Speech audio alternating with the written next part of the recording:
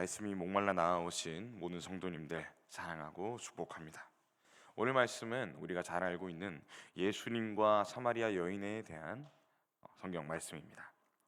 이 말씀을 제가 준비하면서 유튜브에서 더 처즌이라는 기독교 드라마를 제가 한번 찾아봤습니다.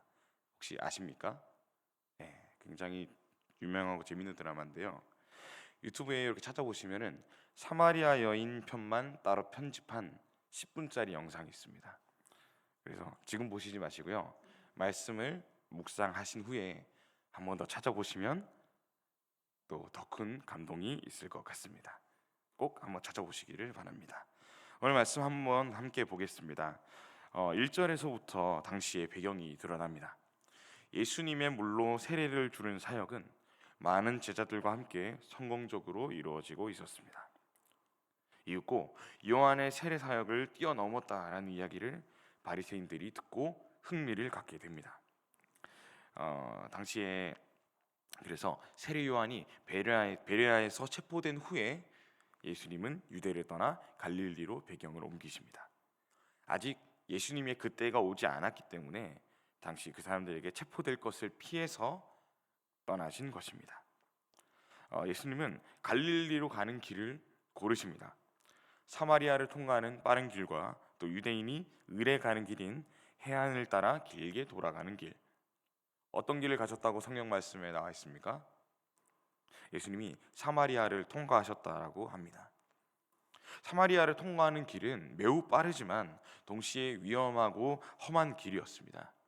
지나가는 유대인들을 사마리아인들이 습격하기도 하고 또 애초에 그 길을 걷게 되면 부정하게 된다라는 말도 있었기 때문입니다. 이런 얘기가 나오는 것은 우리가 성경 말씀에서 알다시피 과거 솔로몬의 죽음 후 갈라진 나라와 또 백성의 찢어진 사이가 시간이 지난 후에도 여전히 좁혀지지 않고 있었기 때문입니다. 서로가 서로를 부정하다 여기고 종교적인 순결이 더럽혀졌다고 서로를 저주했습니다. 즉 유대인들이 사마리아인들을 어떻게 대하는지 우리는 잘 알기에 이 사마리아를 건너가는 이 길이 결코 가서는 안 되는 길처럼 우리에게 다가오기도 합니다. 그런데 재밌게도 1세기 역사가 요세푸스는 이 길에 대해서 기록을 남겼는데요. 일부 갈릴리 유대인들이 위험을 무릅쓰고 사마리아를 통해서 예배하러 갔다는 기록을 남기기도 했습니다. 즉 이 사마리아 길은 절대 금기, 가면은 그대로 저주받고 부정하게 되는, 결코 가서는 안 되는 길 정도라기보다는 위험하고 부정하다 여겨서 대부분 기피했지만 시간이 없는 경우, 급한 경우, 종교적으로 조금 열심히 떨어지는 경우 어쩔 수 없이 선택하기도 했던 길 정도로 이해하는 것이 좋을 것 같습니다. 즉 급한 대로 유대인들에게는 선택의 대상이 됐던 길인 셈입니다. 하지만 예수님 외에 다른 이들이 이 길을 종종 썼다고 해서 예수님이 사마리아 길을 선택하신 것이 다른 유대인의 선택 정도로 낮아지지는 않습니다. 우리 4절을 함께 보시면 예수님은 사마리아를 통과하여야 하겠는지라 하고 신적 당위성을 사용해 반드시 가야 한다, 이렇게 강하게 말씀을 했습니다. 이것은 내 상황 때문에 어쩔 수 없이 골랐다는 것이 아닙니다. 애초에 예수님은 그리 바쁘신 상황도 아니었습니다. 그래서 이 사마리아의 길은 선택의 길입니다. 바쁘지 않으셨음에도 예수님은 피곤해 하시면서 인간의 몸으로 그 길을 걸으셨습니다. 그리고 급하게 건너가는 것이 아닌 야곱의 우물에 머물러 여인을 만났습니다. 다른 유대인들에게는 그 길이 어쩔 수 없어서 고른 선택이었겠지만 예수님께는 포기할 수 없는 사명의 문제였다는 것입니다. 예수님께서 이러한 사명을 가지시고 여인에게, 또 나아가 우리에게 찾아오셨음을 믿으시는 저와 성도님들 되시기를 소망합니다. 이제 예수님은 야곱의 우물에서 만난 사마리아 여인에게 물을 달라고 구하십니다. 당시에 6시라고 기록되어 있지만 그때 당시의 시간으로는 정오, 그러니까 정말 한창 뜨거울 때의 시간이었습니다. 이 사마리아 여인에게 물을 달라, 이 한 부탁의 말 한마디로 예수님은 동시에 2가지 금기를 어기십니다. 먼저 밖에서 모르는 여인에게 말을 걸었고 또 심지어 그 여인은 부정하다 여겨지는 사마리아 여인이었습니다. 여인은 물론 예수님의 부탁을 거절합니다. 사마리아인으로서 합당한 거절이었습니다.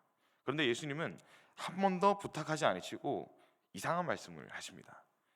우리 함께 10절을 찾아서 읽어볼까요? 읽겠습니다. 시작. 예수께서 대답하여 이르시되 네가 만일 하나님의 선물과 또 내게 물 좀 달라 하는 이가 누구인 줄 알았더라면 내가 그에게 구하였을 것이요 그가 생수를 내게 주었으리라. 아멘. 분명 당시의 상황이나 입장이나 도구를 가진 것을 볼 때에 예수님이 갑인가요? 지금? 아니죠. 물을 줄 수 있는 여인이 지금 갑인 상황입니다. 그런데도 예수님은 하나님의 선물과 물 달라 하는 이가 누군지 아느냐? 안다면 네가 구하고 생수를 받았을 것이라고 얘기를 합니다. 물 달라고 하시는 이는 예수님일 거고요. 하나님의 선물은 무엇일까요? 12절에서 여인은 하나님과 함께하던 우리 조상 야곱이 우리에게 우물을 주었으며 이것으로도 우리는 만족하고 충분하다. 우리가 모두 물을 마신다. 당신이 이것 이상으로 해줄 수 있느냐 하고 말하고 있습니다. 즉, 이 여인은 하나님의 선물을 야곱의 우물로 이해한 것입니다. 이 야곱의 우물은 사마리아인들에게 물을 얻을 수 있는 우물 그 이상의 것이었습니다. 먹고 마시는 가축을 위한 물을 공급할 뿐만 아니라 구약의 야곱의 축복이 여전히 이들에게 제공되고 있다라는 명분과 증거의 장소였던 것입니다. 하지만 예수님은 이 여인의 갈증과 불완전함을 꿰뚫어 보십니다. 그리고 말씀하십니다. 우리 함께 13절과 14절을 함께 읽을까요? 시작. 예수께서 대답하여 이르시되 이 물을 마시는 자마다 다시 목마르려니와 내가 주는 물을 마시는 자는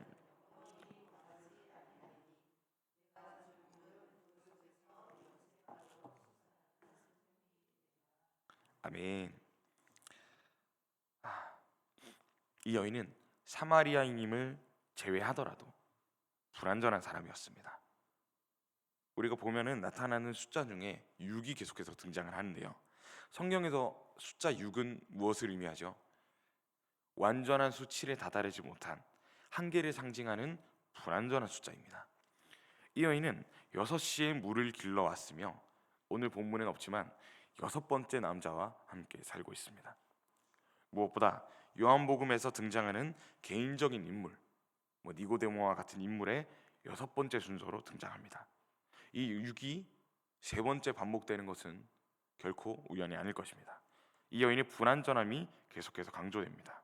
그럼에도 예수님께서는 이 여인에게 네가 생각하는 하나님의 선물인 이 우물물은 마실 때는 시원하고 좋겠지만 곧 다시 목이 마르게 된다.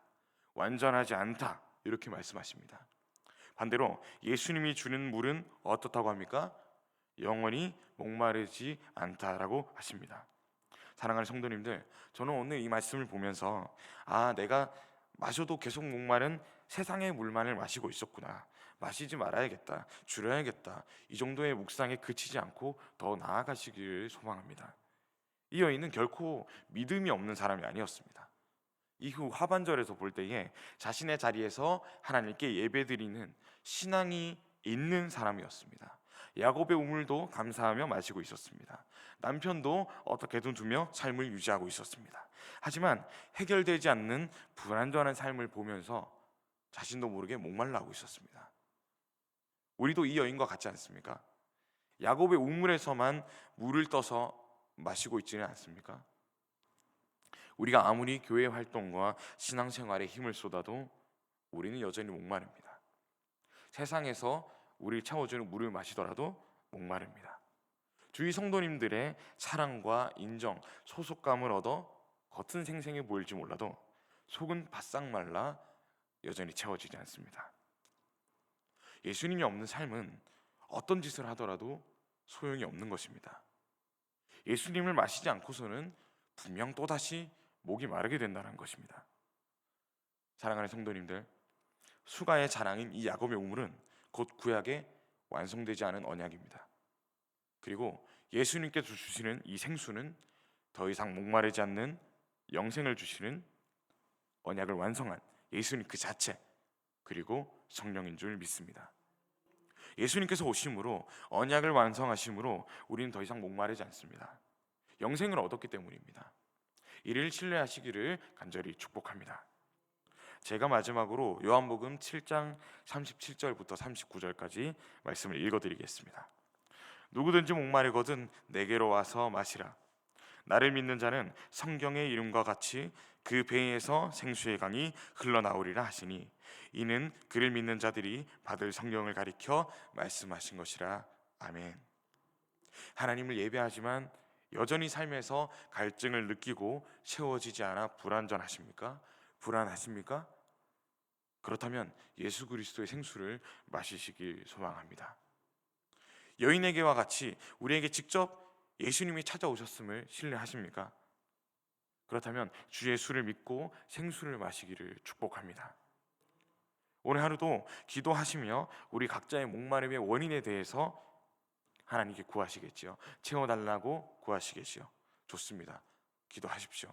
하지만 결국 정답은 예수 그리스도임을 고백하며 오늘도 예수로 목마르지 않고 살아가시는 저와 성도님들 되시기를 간절히 축복합니다. 기도하겠습니다. 우리를 구원하신 하나님 아버지, 참으로 감사합니다. 의에 줄이고 목이 말라 주를 찾아왔으니 우리 예배를 받아주시고 다시 만나 주십시오. 우리 삶의 어떠한 것도 우리의 목마름을 해결할 수 없습니다. 오직 우리의 생수이신 예수님만이 우리의 답이심을 함께 고백하오니 목마르지 않음을 넘어 예수님만으로 채워지기를 소망합니다. 항상 함께하여 주시고 넘치게 채워 주시옵소서. 모든 성도님들의 기도 제목이 있습니다. 예수님을 찾을 때 함께 구하는 이 기도 또한 하나님 들어주시고 닿기를 원합니다. 함께 들어주십시오. 특히 함께 기도하는 것이 있습니다. 아프고 가난하며 어려워하는 주의 자녀들과 그 가족 지체들, 그 마르고 상한 심령 또한 적셔 주십시오. 은혜의 비를 내리심으로 낫게 하시고 일어나 하나님만을 찬양하게 하는 놀라운 역사 있게 하여 주십시오. 감사드리며 오늘도 우리의 영원한 샘물 되시는 예수님의 이름으로 기도드렸습니다. 아멘.